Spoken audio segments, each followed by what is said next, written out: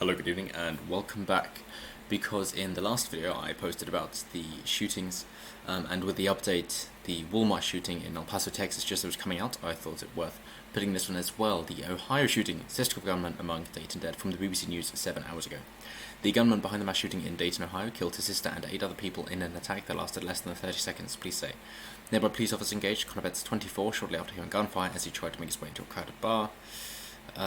Dayton police chief said that if he made it through the door, the loss of life would have been catastrophic. The gunman's motives are unclear. But if it's interesting to you, he was a big fan of the Antifa movement. He conversed with Gerald Holt, and there have been several journalists on the left who have gone into damage control, trying to delete old tweets and any communication that they had with him, Connor Betts. They are trying to remove any information they had in order to distance themselves from him. And obviously I'm saying that you are not responsible for what your followers do, no matter how large your presence is, especially if you have millions of followers like Elliot Rodgers being a fan of the Young Turks. It's that kind of thing where if you have millions of subscribers, then of course somebody is going to be a bit of a nut job. That's just statistics at its finest. So they say Betts fired his first shot at 1:05 local time. Security camera footage shows dozens of people waiting through the doorway of the local Ned Pepper's nightclub. Seconds later, Betts is seen running towards the venue and being hit by police gunfire as he reaches the door. Had this individual made it through the doorway, loss of life would have been greater. The gunman's sister, Megan Betts, age 22, was among the dead. There is thought that she was actually a Trump supporter, and that's why he didn't care about killing her. She was not the first victim, but she was one of the initial victims, Mr. Beale said.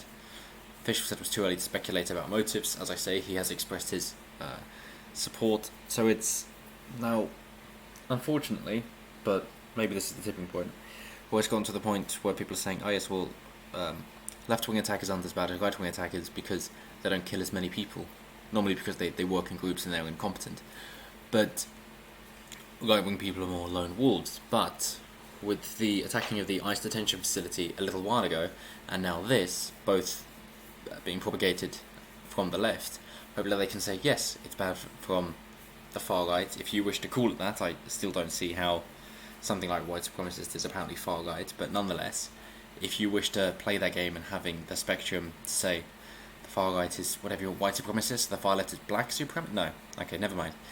But however you wish to define it, at least here we have agreement that these two have been left-leaning individuals, so we can say surely at this point then it's got to a bad enough point that we can say, yeah, like Antifa is a terrorist organization. Let's crack down on it. It's, as the academic agent would say, it's kind of, let's stomp on heads. It'll be a bigger police crackdown. That's his take on something like this. And you got to think, yes, he's got a point. And of course they add on here the gun violence archive, which categorizes mass shootings in the US as 4 more people shot or killed. So there have been 251 so far this year. Yes, shot or killed. So injured counts. So we have the attacker here, Connor Betts, 24-year-old. And they say that the shooters all look the same. They're all young white men disenfranchised for the world.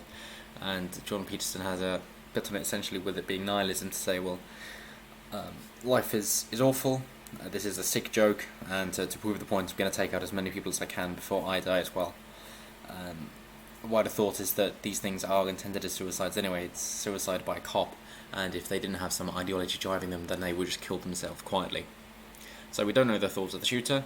No, because you haven't found any right-wing material to link him to yet. FBI agents are assisting police in the investigation. The reaction saying people who went downtown on Saturday night thought they'd be safe. Oregon District was one of the safest places in the whole region, as was El Paso, as it happens. Frankly, it was US most safest city district in between 2011 and 2014, I believe. She also said the city had gone through a really tough year during a comparison to a series of 14 tornadoes that hit Dayton in March. But yes, this just seems to be the breakdown of family units. Mr. Trump said mass shootings in the US have been going on for years and had to be stopped.